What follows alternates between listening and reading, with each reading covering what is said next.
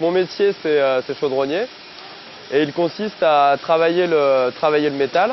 Donc le métal, c'est l'acier noir, c'est l'acier inoxydable, l'aluminium et le cuivre.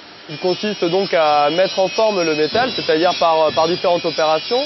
On a du soudage, on a du roulage, donc pour donner un cintre à notre tôle. On a du pliage, on a de la découpe donc de métal aussi. Et par ces différentes opérations, on arrive à constituer des pièces, que ce soit des cylindres, que ce soit des parallélépipèdes, enfin des formes géométriques communément. C'est des travaux qui sont effectués à l'atelier, donc avec des machines telles qu'une presse plieuse, des cintreuses pour rouler notre feuille de métal, etc. Aussi pour assembler donc les postes à souder. C'est un métier varié. Premièrement, c'est parce qu'on travaille différents éléments. C'est un métier varié parce qu'on travaille en industrie et on peut aussi travailler chez les particuliers. Ce qui me plaît dans ce métier, c'est de pouvoir avoir une idée, la mettre sur un papier et ensuite, avec de l'acier, avec ce qu'on me donne, pouvoir la réaliser.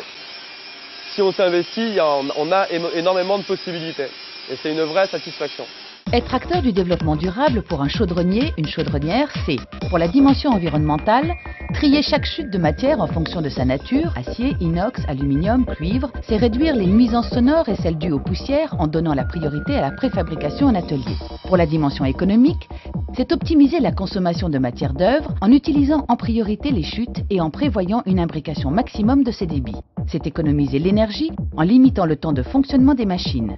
Être acteur du développement durable pour la dimension sociale, c'est appliquer les règles de sécurité en portant les protections individuelles nécessaires à l'exercice de son emploi.